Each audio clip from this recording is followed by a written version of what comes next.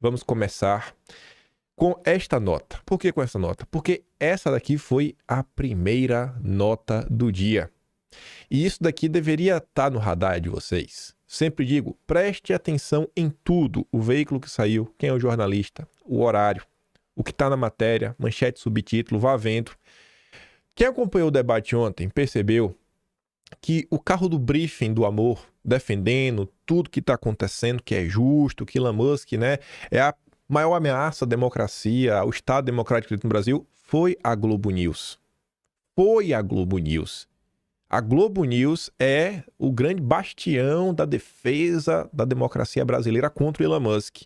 E quem é que dá o furo do bloqueio de recursos da Starlink? Quem é? O Valdo Cruz, que trabalha onde? Na Globo News.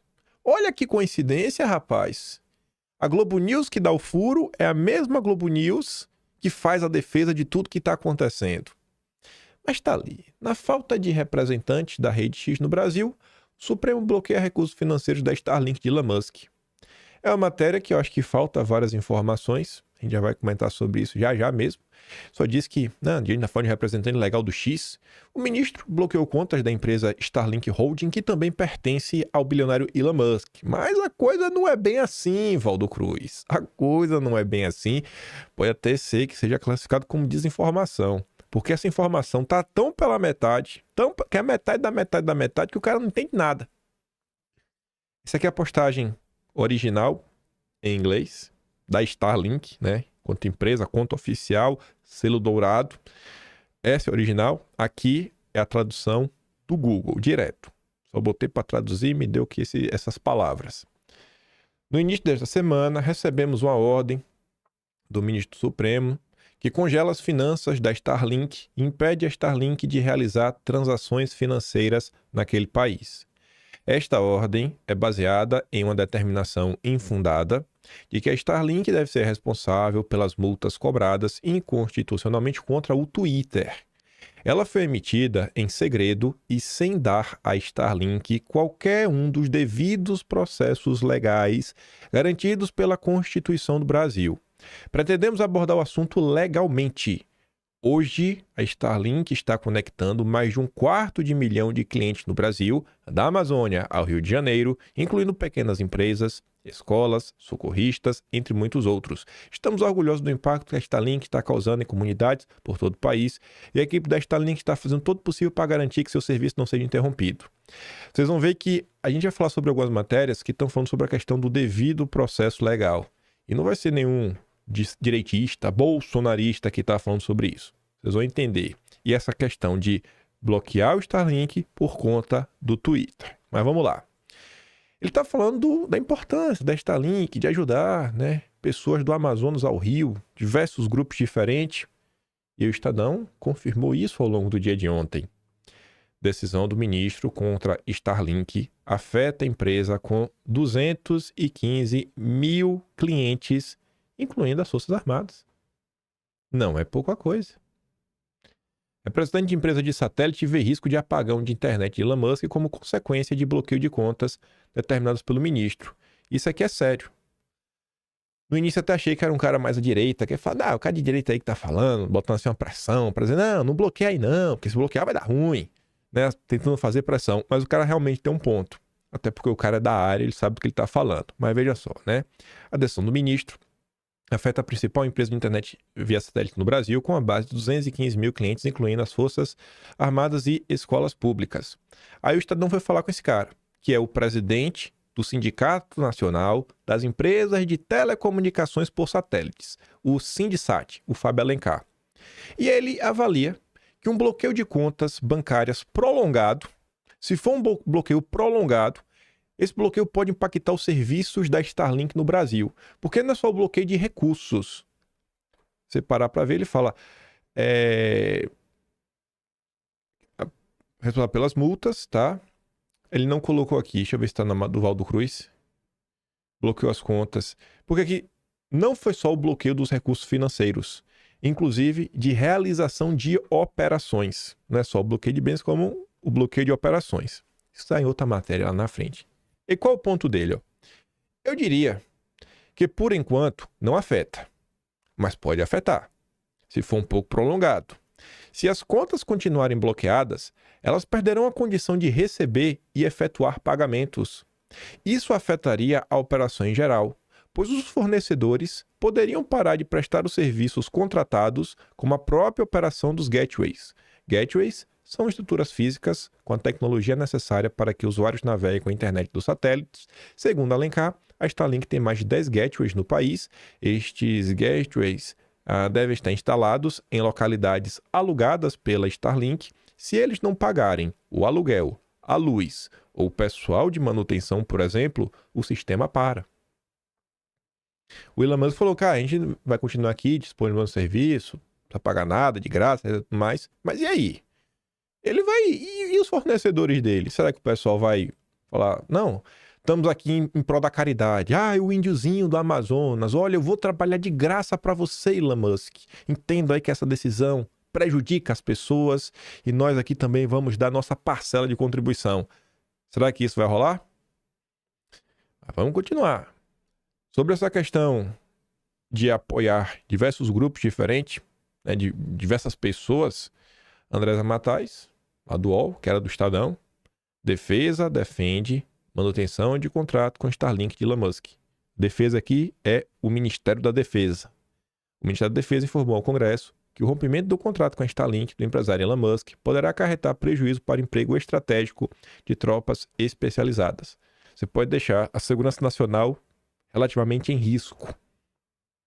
Veja só como são as coisas. O tipo de decisão foi tomada ontem. Só que aí tem um ponto que é ainda mais crucial, que é o que o Valdo Cruz não contou. E que boa parte da imprensa, ao relatar sobre isso, talvez toda a imprensa, eu não consegui achar uma nota no Brasil dos grandes veículos, dos grandes portais de comunicação abordando este assunto, é que o Elon Musk, ele não é dono, ele é acionista.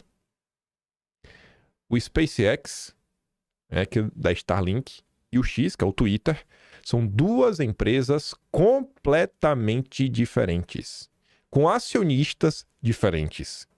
A constituição societária totalmente diferente. Eu possuo cerca de 40% da SpaceX.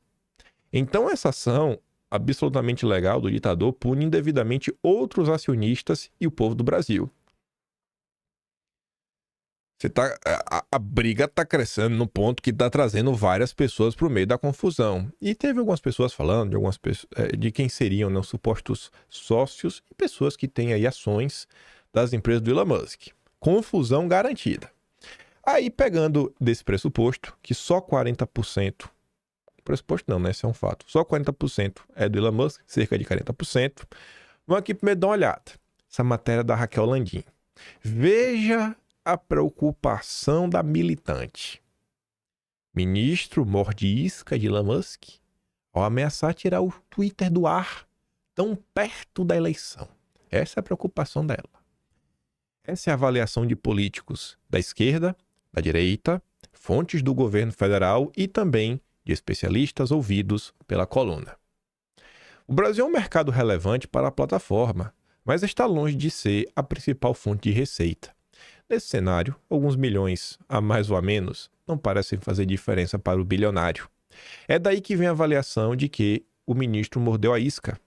Talvez os executivos do X se preocupem com a imagem que o banimento da rede no Brasil vai passar para os reguladores americanos e europeus, já que por aqui estamos na democracia. A democracia é pujante e acachapante, né, Raquel? É uma democracia, Bonil, o Twitter, tá bom. Mas até essas comparações entre países vão ser utilizadas pela direita, pois o Brasil não estará em boa companhia.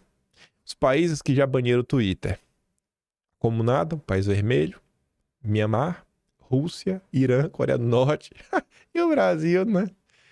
A decisão do ministro também é polêmica, porque prejudica não só a empresa, mas todos os usuários da plataforma.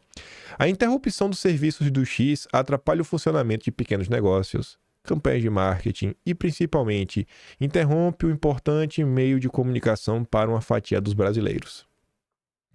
Esse último é o ponto mais importante de todos. YouTube é uma rede muito bacana. Inclusive, eu tô aqui todo santo dia. Eu acho que você poder fazer um vídeo, você explicar, você trazer vários conteúdos, isso é importante. Só que a troca de informação entre duas pessoas e conseguir assim algumas informações rápidas, né, não tem igual ao Twitter. A treta tá sempre lá. E de lá sai para outras redes. Aí você se aprofunda, né? Lá você vai tendo... Se usar ao longo do dia, você não vai saber de tudo, mas você vai saber um pouquinho de cada coisa. E aí depois você se aprofunda uma coisa aqui, uma coisa colar, né? Eu não fico só no Twitter, tá aí nos jornais todo santo dia, tá vendo várias coisas. Acaba chegando conteúdo de outras redes também, mas não tem pra onde correr, gente. O debate público ocorre no Twitter. Em caso do Twitter desaparecendo, o debate público brasileiro, ele irá mudar. Vai mudar. Ele não vai mais funcionar da mesma forma. Nenhuma outra rede entrega o conteúdo da mesma forma. De alguém falar uma coisa, a pessoa dá um RT, cai na tua timeline, né, no teu feed de notícias que tu vê, o cara pega, comenta, joga, a coisa vai girando numa velocidade, num fluxo sem igual. A troca de informação, ela é muito grande. A forma como ele foi concebido. Não tem como você reproduzir isso. Em vídeo você tá vendo a opinião de uma pessoa, depois a opinião de outra pessoa. Ainda que a pessoa que você esteja assistindo, tipo eu, lhe mostre, né, o que está acontecendo, a opinião de várias pessoas, especialistas, jornalistas. Igual o Twitter não tem. É uma ferramenta crucial para o debate público. Você está basicamente restringindo o debate público brasileiro. O Twitter é a principal ferramenta de debate entre pessoas em todos os países ao redor do mundo. Mas assim, de disparado. De disparado. Mas querem mania, né? Porque não tem uma representante legal no Brasil. Minha Nossa Senhora. Ai, tô triste, sabe? Vou ser honesto pra vocês. Eu fiquei triste, assim. Falei, cara, o Twitter é bom demais. Eu vou poder continuar utilizando, porque eu não tô no Brasil. Mas, pra ler quem? Quem que vai estar lá? O pessoal tá falando, vou baixar a VPN. E se tiver proibição de acessar com VPN? Não tem como pegar 200 milhões de brasileiros. Mas... pega aí os perfis grandes que falarem, vai lá e pega. E os perfis pequenos, pega ali uns 2, 3 para Cristo, para dar o exemplo. Nessa brincadeira aí, você fica fazendo isso daí por uns 3, 4 meses, todo mundo desiste de usar. É uma situação lastimável. Do ponto de vista político, é uma bomba para o campo progressista às vésperas das eleições municipais e um presente para a direita. Se o ministro efetivamente cumprir a ameaça, a extrema-direita ganha um megafone para gritar censura em todas as demais plataformas. Candidatos como Pablo Marçal, que já está empatado na liderança com políticos tradicionais na corrida para a Prefeitura de São Paulo, tendem a ganhar ainda mais fôlego nas disputas. Políticos de esquerda, ouvidos pela coluna sob a condição de anonimato, dizem que o Supremo está enclausurado e perdeu a conexão com os desafios reais do país e as mediações que isso exige. Agora a situação fica na dependência de um certo bom senso do Musk em preservar suas operações no Brasil, só que ele não é exatamente conhecido por ter bom senso. Eu fiquei surpreso com essa informação da Raquel Landim, né? Políticos de esquerda falam, cara, os caras se perderam, a galera perdeu a mão. Mas vamos voltar para falar da questão dos 40%. Do Elon Musk não ser o dono completo. Esse rapaz aqui, lindo rapaz, né? Aquela foto profissional, André Roman, ele é o CEO da Atlas Intel. Aquele instituto de pesquisas que o Lula adora. Então, um cara acima de qualquer suspeitas, né? É chefe de um grupo respeitado pela esquerda. Aí ele compartilha a nota da CNN que fala assim, ó, punição de empresas da mesma propriedade por irregularidades é comum no Brasil.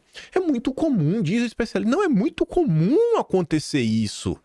Já é não, né? Será que já é? Será? Tem que botar o será. É uma pergunta. Será que isso aqui já não é imprensa? Tentando passar um pano. Aí, André Roman, o lulista, apenas falta o detalhe crucial. As empresas, neste caso, o X, né, que é o Twitter e Starlink, não têm os mesmos acionistas e, portanto, não são da mesma propriedade. Que tal bloquear as contas da Ambev para pagar a fraude das Americanas?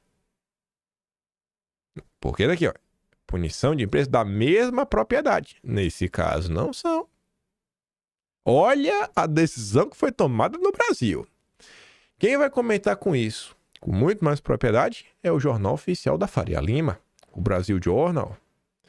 Ministro vai atrás da Starlink para punir Musk. As consequências são preocupantes. A queda de braço entre o ministro Elon Musk se aprofundou nesta quinta-feira, transbordando para outra empresa investida de Musk e atraindo uma atenção negativa para o Brasil, com mais questionamentos sobre a segurança jurídica do país. A gente também vai falar sobre isso. Aparentemente usando como base o conceito de grupo econômico, o ministro determinou o congelamento de todas as contas da Starlink no Brasil, além de proibir a companhia de realizar transações financeiras. Aí você entende o que o cara lá do sindicato estava falando. Cara, se esse bloqueio for prolongado, não vai conseguir pagar o aluguel, os gateways, a manutenção. Vai dar ruim, vai ficar sem internet. E não são 215 mil pessoas, são 215 mil antenas.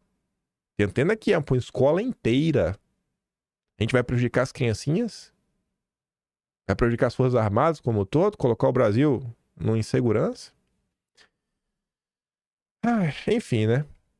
A Starlink tem Musk como seu principal acionista, mas, para além disso, não tem nenhuma conexão direta com o Twitter, sendo uma empresa completamente apartada. A decisão do ministro parte da escalada de seu embate com Musk e essa decisão está preocupando o meio empresarial e jurídico, onde a leitura comum é que ele já passou do ponto. Isso é um exagero, uma coisa fora de proporção, uma coisa de delegado persecutória. O sócio de um grande escritório brasileiro disse ao Brasil Journal. E ninguém quer falar o nome, né? Ninguém quer colocar o nome na matéria, sempre sob anonimato. Segundo advogados ouvidos pelo Brasil Journal, o artigo 1052 do Código Civil, que estabelece o conceito de autonomia patrimonial, determina que quem responde pelas dívidas de uma sociedade limitada são os bens da sociedade. Se os bens da sociedade não forem suficientes, os bens dos sócios, eventualmente, podem ser afetados, mas isso só pode acontecer em 3 hipóteses. A primeira hipótese, quando não consegue distinguir os bens do sócio e da sociedade. 2. Quando existe uma confusão do patrimônio. 3. Ou quando a sociedade é usada de forma fraudulenta. Mas para averiguar a existência dessas situações, o que permitiria a desconsideração da personalidade jurídica, é preciso... O que foi dito lá atrás no tweet oficial da Starlink? Não teve o devido processo legal, a gente não pôde se defender, não teve aquilo. Foi o que eles falaram, não sei se é verdade. Sei que tem várias decisões de sigilo. Mas para você poder fazer isso, né, é preciso se instaurar um processo com o acusado tendo o direito de defesa. Disse o advogado. Olha o tamanho da confusão que a gente está envolvido. A Starlink, neste momento, está sendo privada de seus bens sem que tenha havido devido processo legal, que seria a instauração do procedimento para desconsideração da personalidade jurídica.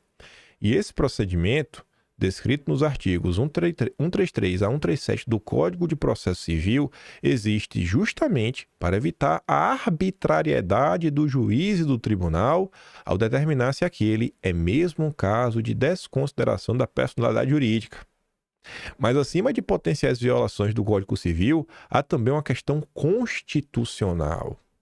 O artigo 5º, inciso 54 da Carta Magna, garante que ninguém será privado de sua liberdade ou de seus bens sem o devido processo legal.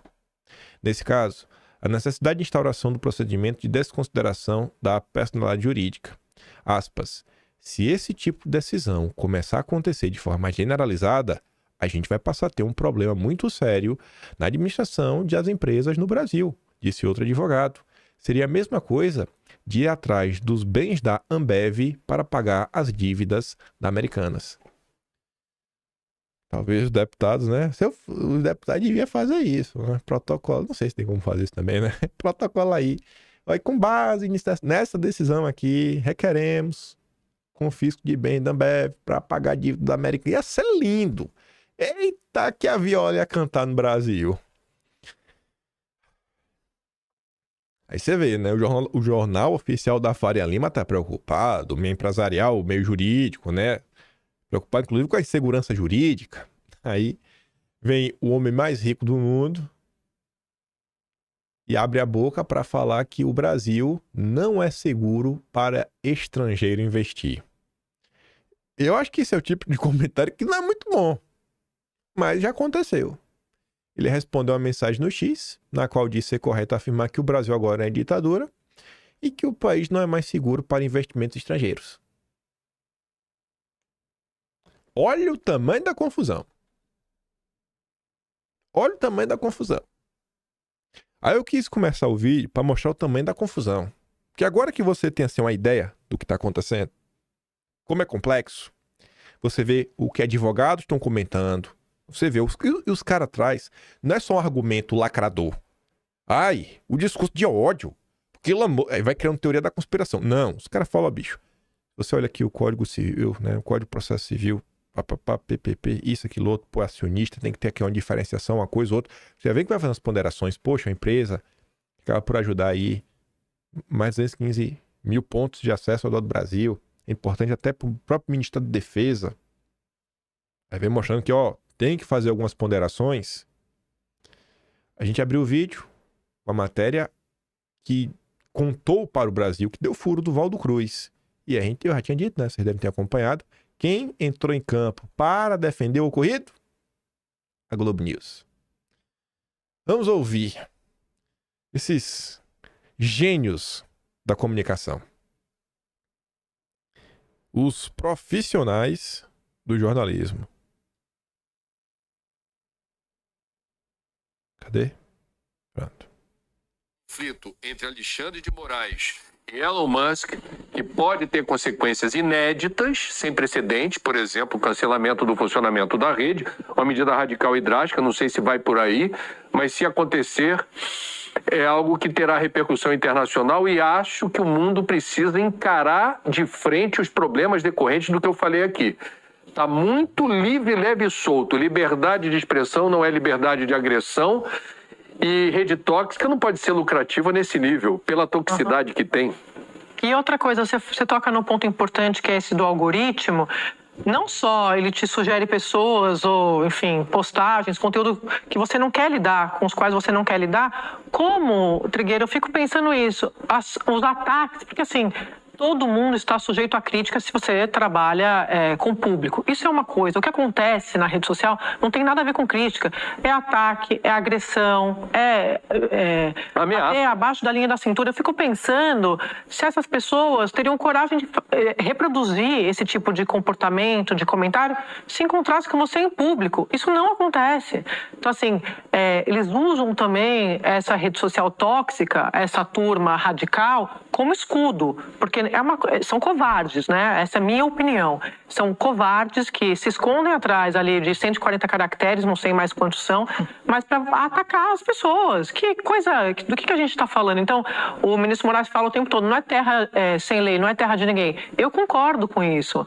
Só que, repito aqui, a narrativa que pode ser que seja criada a partir do que acontecer dessa briga aí, duelo de gigantes, pode ser que seja uma extensão, sim, uma prorrogação do que eles fazem o tempo todo. Olha lá, estão tentando censurar, olha lá, estão tentando proibir o conteúdo. Eu acho um debate que tem que ser feito com muita transparência, com muita comunicação bem feita, para chegar a mensagem exatamente como foi a decisão. Tem que traduzir, sabe tecla SAP? Senão fica essa coisa, cada um diz uma coisa e até você conseguir corrigir a rota disso, já são outros 500. Tem que traduzir, né? Será que a Globo fez questão de traduzir a primeira decisão do dia, que o Valdo Cruz deu pela metade sobre a própria Starlink? Aqui tá falando do Twitter. Esse é o jornalismo profissional. Crítica para eles, a possível, é como o Samuel Puncher fez ontem. O Sam Puncher, né? Aquele cara que recorta vídeo pro Metrópolis.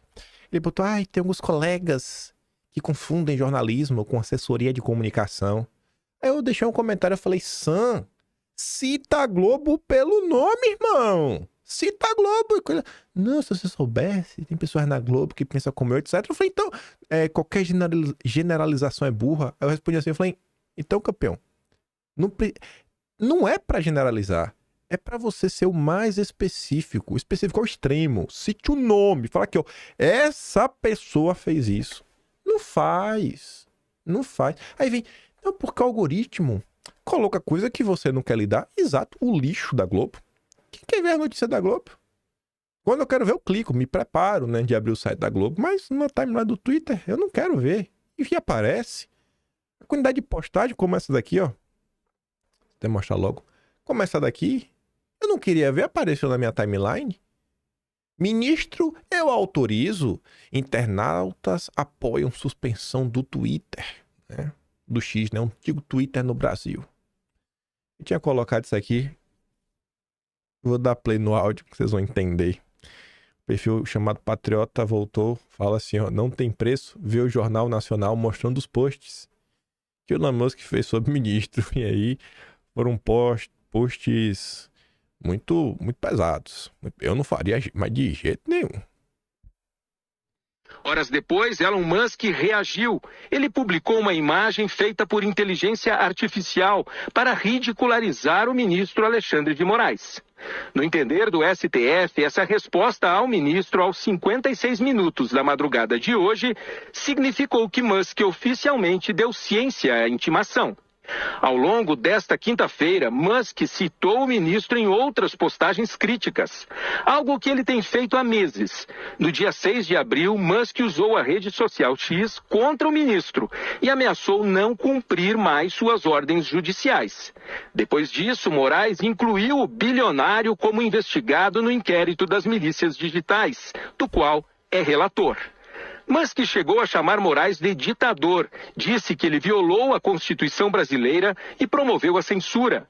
No auge dessa tensão, no dia 17 de agosto, Musk anunciou o fechamento do escritório do X no Brasil e a demissão de cerca de 40 funcionários. Sem qualquer resposta sobre o bloqueio dos perfis e diante da falta de um responsável pela plataforma... Que loucura tá o Brasil, viu, velho? Que loucura. Mas é assim que a Globo narra as coisas. Aí colocou o bilionário no inquérito. Ah, Jesus. Tá bom. Mas entre quem é crítico ao que está acontecendo e quem tá eu autorizo, tem a isentosfera. Olha esse post aqui. Tem umas pessoas no Brasil que eu não consigo compreender. Quer dizer, eu compreendo o que passa. Eu não compreendo como eles não conseguem superar. O povo tá muito amargurado, o povo não consegue, não sei se é desculpar os outros ou se é se desculpar a si mesmo. O povo fica assim, numa eterna batalha contra um inimigo imaginário. Você vê, o Chico Graziano, até hoje ele não superou o fato que não conseguiu ser ministro do agro ou do meio ambiente do governo Bolsonaro. O cara é louco por isso até hoje. Elon Musk, entre Elon Musk e o ministro, eu não fico com nenhum. Ambos me parecem com tiranos, aqueles que pensam em mandar no mundo, subjugar todos segundo suas próprias regras. Exagero meu pode ser, mas eu desse jogo do bem contra o mal, prefiro acreditar na liberdade e na democracia. Mas vem cá, Elon Musk tá subjugando, assim, tá tirando a liberdade de alguém, ele tá falando, ele gosta de acreditar na liberdade. Teve alguém que teve sua liberdade tolhida pelo Elon Musk. É a isentosfera, né? A chamada isentosfera. Aí você vê os inteligentinhos, que é tudo de esquerda, né? O Marcelo Taz. O cara comenta, rapaz, o Twitter está acabando e como forma de despedida, aqui está uma foto do melhor programa de humor da história. Ele colocou ali a foto do CQC. Aí o Taz fala, o Twitter foi bastante relevante na construção e consolidação do CQC. Era uma plataforma inovadora, diferente do esgoto tóxico de agora. O Twitter é tóxico desde o dia que foi aberto. Nada mudou. Minha arroba foi criada em 2007. O saldo do aprendizado ainda é positivo. Desejo sinceramente que um dia a empresa se recupere da decadência na qualidade da conversa, visivelmente causada e estimulada pela liderança narcisística atual. Mesmo sabendo o quanto improvável seja essa hipótese, agradeço a experiência e bola pra frente. Aí, a Globo, né? Não, esse e-mail tem que fazer. Você vê ele no Jornal Nacional. Não, quando o Elon Musk respondeu aos 56 minutos da madrugada, a corte entendeu que ele viu a intimação. Porque ele fez aquela postagem, ele sentiu. Galvão de Galatino, sentiu demais. Então tá valendo. Não tá valendo, então é justo. Aí, entretanto, porém, todavia, no vídeo de ontem, a gente comentou sobre uma nota do Estadão que falava que não era muito normal esse tipo de intimação, né? Intimação pela rede social, falava de entendimento do STJ, pipipi. A gente já vai falar sobre isso, quero relembrar essa nota. E ontem, logo pela manhã cedo, o procurador Vladimir Aras, Cooperação Internacional. Os atos de comunicação processual a serem realizados no exterior devem seguir o caminho adequado, conforme o CPP e os tratados aplicáveis. Pessoas residentes no exterior devem ser citadas ou intimadas por rogatória ou por auxílio direto. Então tem os caminhos, né? Os caminhos que, segundo Vladimir Aras, deveriam ser tomados. Não uma intimação via rede social. Aí, ali em cima está a matéria de ontem. O mesmo jornal que publicou a matéria de ontem é o jornal que publicou a matéria abaixo. Quando começou o caso do Verdivaldo, logo no início do caso Verdivaldo, eu falei para você o seguinte: estou esperando como será o pronunciamento de algumas figuras. Eu falei, tem 2 na Folha que eu quero esperar para ver a opinião. Aí, tem 3 que comenta judiciário, mas um não contava, que é o Thiago Amparo. Aí eu falei, tem esse aqui, tem aquilo outro, que às vezes vai ser uma coisa no Conjur, no Migalhas, são sites especializados. Quando eu falar do Estadão, eu falar, quero ver o que vai ser na coluna do Fausto Macedo. Fausto Macedo é 300% establishment. Devia ser Fausto Establishment mais Macedo. Quando saiu aquela nota de ontem, que a gente comentou no vídeo ontem no Estadão, intimação do ministro Elon Musk via X é atípica e ilegal, avaliam juristas. É uma nota que está criticando o que ocorreu. Essa nota, ela sai onde? Na coluna de política. Na coluna de política. Mas o homem que cobre o judiciário, né? Ele é o Lauro Jardim do mundo jurídico. Ministro contornou lentidão da cooperação internacional ao citar o Twitter pelas redes do Supremo, diz professor. Você entende como é que funciona a imprensa? Quando você quer saber a opinião da ONU, você vai onde? Na coluna do Jamil Chad. Quando você quer saber as ordens da Faria Lima, você vai onde? Na coluna do Lauro Jardim. Quando você quer saber o que o Prerrogativas pensa, você pode ir lá na coluna da Mônica Bergamo, que quase certeza ela vai dar alguma nota. Sempre positiva. Sabe? Quando você quer ver um jornalista que só fala bem do mercado financeiro, você vai na Veja. Você vai na Veja. Até tem lá os patrocínios, assim, dos bancos. Nossa, é banda de banco para todo lado, também lá do Rubens Ometo, da Cosan. Por isso que eu digo, entenda quem são os jornalistas, entenda de onde veio, entenda como se posicionam os jornais, e aí você começa a ver, pô, essa matéria. Por que será que essa matéria tem sua opinião? Por que será que essa matéria não tem o contraponto? Por que o Fausto Macedo não foi atrás de outros juristas? Porque o próprio Estadão, como vocês podem ver na matéria acima, vê que é uma coisa meio atípica. Tem alguns que me chamaram até de ilegal. Conforme você vai lendo todo santo dia, você vai pegando o traquejo da coisa. Então, assim, todo dia você vai entendendo. Não é muito difícil. 50 pessoas no máximo, mas no máximo, você tem no máximo 50 jornalistas que determinam o que está sendo debatido no Brasil. As grandes narrativas não passa de 50 pessoas. São as 12 colunas, e essas colunas têm às vezes mais de um jornalista. Tipo, Lauro Jardim, tem ele, tem o João, tem a Naira e tem outra pessoa. Tem a Malu Gaspar, que é a Malu, e tem o Rafael Moura que trabalha com ela. Aí tem o Gadelha, que tem o Zu que trabalha com ele. Aí tem o Guilherme Amado, que tem o Eduardo Barreto, tem a Bruna Lima, que trabalha com 50 pessoas, gente. Você vai entender tudo que está acontecendo no Brasil. Ministro consultou colegas antes de intimar Elon Musk e tem apoio para suspender o Twitter. Eu vou ficar muito triste. Nossa, vou ficar triste mesmo. Sim, de verdade, vou ficar triste. Minha Nossa Senhora. O ministro conversou com ao menos 2 colegas da corte antes de tomar a decisão. Esses ministros consideram correta a intimação, um deles ouvido em caráter reservado pela coluna. Lembrou que nenhuma empresa pode funcionar no Brasil sem representação legal e em desrespeito às leis e à soberania nacional. Esses ministros acreditam que o ministro mais poderoso de todos teria o apoio da maioria do Supremo, caso seja necessário suspender as atividades da rede social no país. A avaliação dos bastidores do tribunal é que a medida deve ser tomada em breve. Essa foi a primeira matéria do dia dos bastidores. Saiu 11h20 da manhã. Meio-dia e 28, vem a Bela Megali. A maioria do Supremo apoia Moraes, ministro, em novo embate contra Elon Musk. Os ministros já esperavam que ele elevasse o tom do embate com o Twitter, devido ao não cumprimento de decisões judiciais. 3 magistrados ouvidos pela Bela Megali relataram que apoiam a decisão do ministro de suspender a rede social no Brasil caso a empresa não nomeie um representante para atuar no país. A avaliação desses magistrados é que ele, pautar no plenário o tema da suspensão do Twitter por não cumprir a lei brasileira, terá a aprovação da maioria da corte para realizar a medida. Existe, porém, a possibilidade do magistrado decidir o assunto de maneira monocrática. E aí, às 6 da noite, vem a Luísa Martins, lá da CNN, também falou com ministros. Bloqueio não é consenso. Não é consenso. Pode ter maioria, mas a priori não é consenso. Apesar do ministro ter apoio de parte da corte, outra ala de ministros está preocupada com as possíveis consequências do possível banimento. Isso significa que, caso o tema seja levado ao plenário do Supremo, como tende a acontecer, o julgamento não deve ter resultado unânime. Antes de tomar a decisão, em que ameaçou bloquear o Twitter, o ministro consultou alguns colegas do Supremo de quem se considera mais próximo e juridicamente alinhado.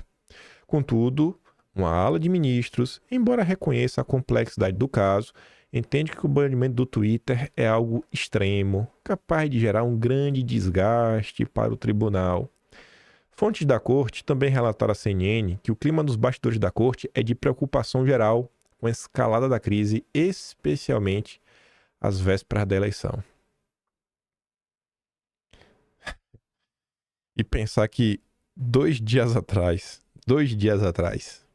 a Bela Megali estava publicando uma nota sobre um gestos para acalmar o Brasil, né? Acalmar o Brasil aí, prediação antiga. Rapaz, você queria acalmar, não está acalmando nada.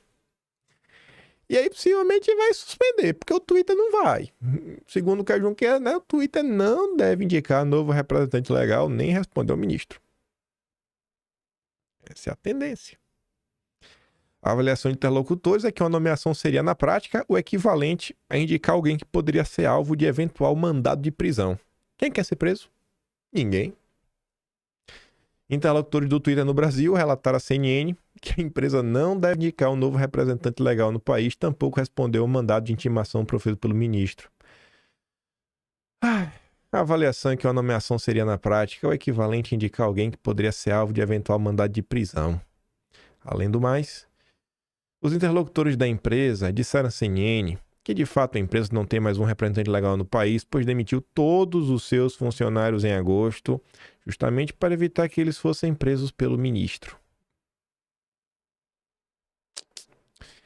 E aí, para quem tava com dúvida, né? E aí, será que eles realmente vão fechar as portas? Tudo indica que vão fechar no Brasil, né? Quer dizer, eles vão fechar a porta, já fecharam. O serviço vai ser suspenso, né? Eles não vão nomear ninguém. O Twitter fez seu perfil oficial, fez essa postagem no finalzinho já da noite de ontem. A primeira parte dela tá em inglês. Eles mesmos colocaram, essa tradução aqui é deles mesmos. Eles que escreveram esse texto em português. Em breve, esperamos que o ministro ordene o bloqueio do Twitter no Brasil, simplesmente porque não cumprimos suas ordens ilegais para censurar seus opositores políticos. Dentre esses opositores estão um senador devidamente eleito e uma jovem de 16 anos, entre outros. Quando tentamos nos defender no tribunal, o ministro ameaçou prender nossa representante legal no Brasil. Mesmo após sua renúncia, ele congelou todas as suas contas bancárias. Nossas contestações contra suas ações manifestamente ilegais foram rejeitadas ou ignoradas. Os colegas do ministro estão impossibilitados de ir ou não querem enfrentá-lo. Não estamos absolutamente insistindo que outros países tenham as mesmas leis de liberdade de expressão dos Estados Unidos. A questão fundamental em jogo aqui é que o ministro exige que violemos as próprias leis do Brasil, simplesmente não faremos isso. Nos próximos dias publicaremos todas as exigências ilegais do ministro e todos os documentos judiciais relacionados para fins de transparência. Ao contrário de outras plataformas de mídia social e tecnologia, não cumpriremos ordens ilegais em segredo. Aos nossos usuários no Brasil e ao redor do mundo, o Twitter continua comprometido em proteger sua liberdade de expressão. Aqui é a nota do Twitter. Não significa que é verdade o que ele está falando, mas está ali, né? Então, nos próximos dias, teremos mais confusão. É o que está indicando. Possivelmente será banido. Quem diz isso é o Guilherme Amado. Se estuda basicamente só o caminho para ser feito isso. O ministro já tomou a decisão de derrubar o Twitter, mas está analisando como. No momento, ele analisa 4 cenários distintos, só deve oficializar sua decisão na sexta-feira ou durante o final de semana. Vamos a eles. Primeiro caminho é que ele toma uma decisão monocrática, não submeta ao plenário de forma imediata, é considerada a opção mais remota.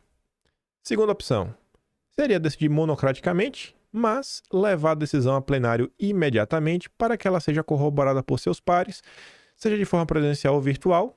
Ele já tem a sinalização de que a maioria dos ministros o acompanhará e votará pela derrubada. Terceiro caminho. Antes de decidir monocraticamente, ele leve o caso a plenário para ser julgado de forma presencial. Dessa maneira, o caso provavelmente será discutido apenas na semana que vem. E o quarto cenário seria levar o tema a julgamento virtual pelo Pleno, amanhã, no caso hoje, ou durante o final de semana. Esta é a hipótese considerada mais provável, segundo ministros ouvidos pela coluna. No pano de fundo desses 4 caminhos, está a necessidade do ministro deixar claro, e de certa forma dar uma resposta, tanto a Elon Musk quanto à direita radical, e que a decisão da corte foi da corte e não apenas dele, legitimando-a, e assim enfraquecer o discurso que personaliza nele a atuação do Supremo.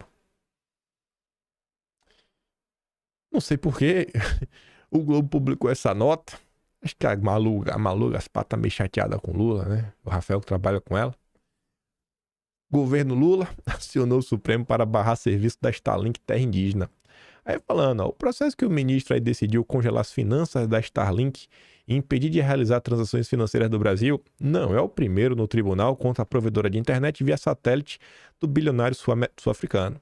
Conforme revelou o blog, a AGU apresentou em abril ao presidente da corte, o Barroso, relator de uma ação que trata da proteção a terras indígenas, um pedido que atinge diretamente a Starlink e pelo menos outras 7 empresas que prestam esse tipo de serviço na região dos Yanomamis. A AGU queria que Barroso desse uma liminar, mandando as empresas suspenderem o acesso à internet móvel via satélite dentro da terra indígena Yanomami para todos os tipos de equipamentos, com exceção aqueles utilizados por órgãos de Estado. Aqui, a primeira parte foi basicamente, né, ponderações da própria imprensa, especialista, tudo mais. Veja bem, isso aqui, as passadas de pano da Globo. Mas também tiveram críticas mesmo, críticas assim, cara, tá bem ruim. A começar pelo ex-ministro da corte, Marco Aurélio Mello, foi na Band, fez aí 2 falas interessantes, o Vinícius recortou ambas. Essa situação que nós estamos agora colocando, está havendo um abuso do Supremo Tribunal Federal na mão do ministro Marco Aurélio, ou estamos dentro daquilo que prega a nossa Constituição, as nossas leis? Pois é, paga-se um preço por se viver em um Estado democrático de direito é módico. O respeito irrestrito à legislação, principalmente à lei das leis, que é a Constituição Federal. E nos vem da Constituição Federal a liberdade em sentido maior. Essa liberdade é que precisa ser respeitada. E respeitada principalmente pelo guardião da Constituição, guardião maior, já que todos nós somos guardiões da Constituição, que é o Supremo Tribunal Federal. E ele também falou o seguinte: mas daí chegasse a um cerceio, a uma determinação de retirar-se de uma rede social este ou aquele cidadão, é um passo demasiadamente largo e que implica retrocesso. Que essa rede social ou esse personagem esteja divulgando inverdades, como a gente acompanhou em outras oportunidades durante campanhas eleitorais, durante a guerra contra o coronavírus, a Covid-19. Mesmo nessas oportunidades, essas pessoas não devem ser retiradas, elas podem sim ser processadas pelo que estão fazendo? É um ato extremo retirar alguém. Foi o que eu disse. Nós devemos partir para as consequências jurídicas, considerado figurino constitucional. Nós fizemos certa vez em um instituto que eu presido aqui no Uniceub, que é o Instituto Uniceub de Cidadania, um seminário e discutimos o problema da veiculação da inverdade. E chegamos a uma conclusão: a inverdade tem que ser combatida pela verdade, jamais se chegando ao cerceio na veiculação, como eu disse, de ideias. Isso é muito ruim. Quem diria, viu? 2024. Assim, óbvio, né? Se você perguntasse 2 anos atrás, todo mundo falaria, né? Todo mundo que acompanhava o debate falaria que hoje estaríamos discutindo esse tipo de coisa se nada mudasse. Se você pega aí o Brasil, gente, de 10 anos atrás, 2014, surreal as coisas, sabe? Ali era um momento que a internet tava crescendo, o pessoal tava aí reclamando da Dilma, indo pra rua, época do Facebook. Cara, olha o que se tornou as coisas. Olha o que começou a rolar de 2019 pra cá. É surreal. Surreal. Ontem eu vi um vídeo do Fernão Lara Mesquita, que é um jornalista aí que tem muito tempo, né? De carreira e de vida também. Tô chamando ele tão velho assim não, mas ele bem, sei lá, é mais velho que meu pai. Meu pai é uma pessoa nova também, minha mãe também, então não entra em consideração. Mas é um cara que não tô falando pra menosprezar não. Tô falando exatamente pra elogiar a pessoa. O Fernão, ele não só é jornalista há muitos anos, como a própria família dele. Eu acho que ele tá do lado bem da família. Não tá ali no núcleo duro dos Mesquita. Ele chefeia o Jornal da Tarde, né? Pode estar ali dentro da redação. E ver o vídeo que ele fez ontem, comentando que todos esses anos de vida dele, ele nunca viu uma situação tão perigosa. Ele tá falando, gente, a gente tá quase aqui pra entrar numa zona de não retorno, bicho. Uma zona de não retorno, que assim, cara, a gente não vai voltar mais. Pelo amor de Deus, botem a mão na consciência, veja o que está acontecendo. Veja o que está diante de nós, o que pode rolar aí, quem sabe até nos próximos dias, ninguém faz ideia.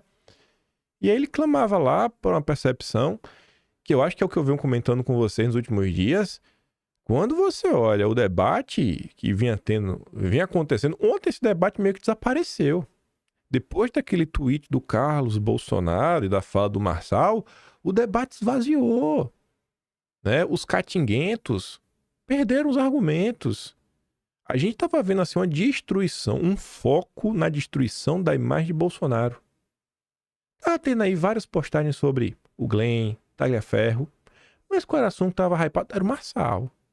Mas será que era só por causa do Marçal ou tinha alguma coisinha a mais? Cara, a galera ninguém tá querendo, parece que, resolver nada.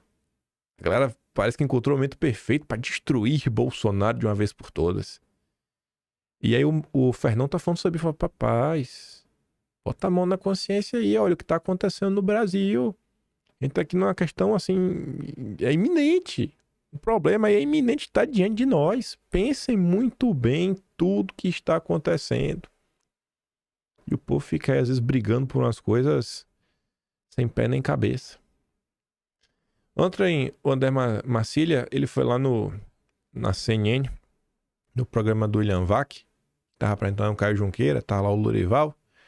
E aí o Caio Junqueira fez uma pergunta bem interessante, né? Porque só a turma da direita que é bandida. Escuta só. Professor André Marcília, o senhor escreveu um livro, um excelente livro, aliás, que chama Censura por Toda Parte. Ali o senhor traça, enfim, toda a trajetória ali de inquérito das fake news, de todo esse debate que você acompanhou de perto. Por que são sempre os perfis da direita no espectro político bloqueados ou banidos? é porque esses perfis cometem mais, vamos dizer, crimes, entre aspas, ou transcendem mais a legislação, ou é porque, de fato, há um confronto real da direita com o judiciário brasileiro? Pois é, essa é uma boa questão. Na verdade, a gente fala em fake news, discurso de ódio, como estava sendo anteriormente falando, essas questões todas envolvendo esses conceitos relativamente novos, e nós não temos ainda uma legislação que suporte esses conceitos. Então, esses conceitos ficam ainda dentro de uma subjetividade, essa subjetividade fica um pouco como um cardápio para um juiz ou para uma autoridade do executivo tomar providências contra determinadas pessoas. A gente tem, por exemplo, também, mesmo que houvesse uma solidez hoje em dia a respeito do que são fake news, é inviável pensar que seja possível coibir toda e qualquer fake news do Brasil inteiro. É impossível, não tem como. Então, se não tem como coibir tudo, sempre estaremos diante de algumas escolhas. E essas escolhas são possivelmente feitas com uma mira ou com uma lupa, vamos dizer assim, política. E, de certa forma, nós tendo no Brasil hoje um governo progressista, um governo de esquerda, um establishment mais ligado à esquerda, naturalmente essas escolhas feitas tanto por judiciário como pelo próprio executivo acabam sendo a perfis de direita. Não acho que perfis de direita sejam diferentes ou cometam mais ou menos crimes que perfis de esquerda. Não acho nem que exista um extremismo maior em nenhuma dessas alas ideológicas. E tem pessoas extremas em todos os lugares. Mas a escolha de quem combate, de como se combate, acaba aí sim sendo uma escolha, a meu ver, política. Escolha política, né? Aí o Pondé. Eu acho que o Pondé é filósofo. É uma pessoa que usa a cabeça pra pensar. Por mais que fale muita besteira. Mas me custa acreditar, gente. Eu tenho consciência. Eu acho que vocês têm consciência. Quando vocês falam uma coisa errada, fala a verdade. Tu não vai dormir, não fica pensando. Tu não se sente mal consigo mesmo. Não fala assim, rapaz, como é que eu fiz isso, viu? Ixi, chega a dar uma gastura por dentro. E o Pondé, ele deve botar a cabeça no travesseiro, né? Tem um cabeção. E deve pensar, né? Olhar pra trás, passa aquele filme e fala, meu Deus, olha o que eu fiz com o Brasil. Ele teve uma participação importante. 2021, ele já estava na campanha do Lula. Em 2021, ele já estava na campanha do Lula. Aí como é que o Pondé está agora? Dizem que o Twitter deve se submeter à lei brasileira, mas todo mundo sabe que no Brasil os amigos têm tudo e para os inimigos sobra a lei. O superjuiz vai jogar o país no obscurantismo dizendo que é para salvar a democracia. 1 minuto depois, a expressão em defesa da democracia virou código para você saber quando está diante de uma farsa. 1 minuto depois, no Brasil, só vão sobrar candidatos que joguem a favor do time do judiciário e do PT. Tudo em defesa da democracia. Tiveram algumas postagens engraçadas vindas do exterior. Essa postagem aqui ela não está traduzida. Acho que ela é senadora, enfim, né? Do Partido Republicano, Maria Elvira Salazar, ela postou em português, com aquela mensagem em português, falando, né, que vou ler a parte de baixo, ó. Como presidente do Subcomitê das Américas, no Comitê de Relações Exteriores da Câmara, garantirei que todos os membros do Congresso dos Estados Unidos e as empresas americanas saibam que é muito perigoso fazer negócios no Brasil. Olha a confusão que estão criando. Mas também tiveram outras postagens que, ó, vale a pena ficar de olho. Mike Banks, um cara que a gente já comentou algumas coisas que ele apontou. A última vez que a gente falou dele foi quando ele trouxe um documento de 2021 da USAID, que era os planos para o Brasil, de levar a democracia para o Brasil. Ele tá falando assim, ó. O cara tá falando, rapaz, isso aqui é maluquice demais. Pô, o juiz fez isso, fez aquilo outro. E o Mike Banks fala, ó. E o Departamento de Estado dos Estados Unidos está em silêncio. porque o Departamento de Estado dos Estados Unidos está por trás disso. Será que isso pode estar acontecendo? Porque para e pense, é uma empresa americana, né? Não é uma empresa qualquer. Uma empresa americana está sendo punida assim, dessa forma, sei lá, né? Normalmente os Estados Unidos é um pouquinho mais disposto a comentar sobre esse tipo de situação. E aí o Mike Pence falou, né? Ele colocou ali 2 fotos. A primeira, Elon Musk com Bolsonaro. A segunda, Elon Musk com o ministro. É uma matéria do Metrópolis. E ele fala, a primeira foto está relacionada com a segunda. É o motivo da segunda. É também a razão pela qual o Departamento de Estado, o SED, NED, Internews, Atlantic Council, Wilson Center, Carnegie Endowment e centenas de outros grupos de soft power financiados pelo governo dos Estados Unidos do Brasil apoiam a segunda opção. E aí vamos só tentar passar. O SRD, diversas coisas no Brasil, diversas ONGs que essa turma apoia, inclusive ONGs foram fundadas pelo SRD. Vide o Observatório do Clima. Essa turma tá aloprando no Brasil desde os anos, sei lá, 60, 50. Tem uma história aí, tem uma história não, aconteceu. Assim, diante do fato ocorrido, existe uma tese de que a destruição do sistema de ensino brasileiro tem dedo da USAID. Se você pensar no Arquivo Nacional, tem um documento oficial do MEC, que é o acordo MEC-USAID. Os mais velhos aí já devem ter escutado a palavra magistério. Quando eu era criança, eu falava, você quem fez magistério?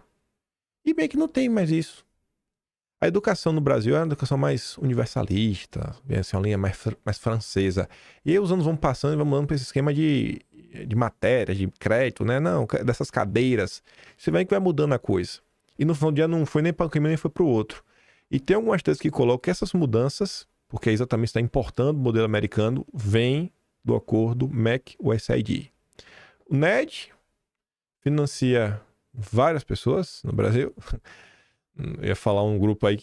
Tem um grupo. Não é o Prerrogativas. Não é o Prerrogativas. Mas tem um pessoal da área jurídica. Não é o Prerrogativas, mas da jurídica. É um think tank, na verdade, que tem uma parceria com o NED.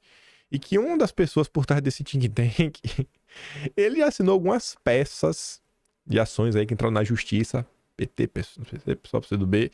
Cara, muito famoso. Muito famoso, muito bonito também. Sempre com terra assim arrumado. É bonito, ele não é, mas tá sempre arrumado. Porque é meio feio.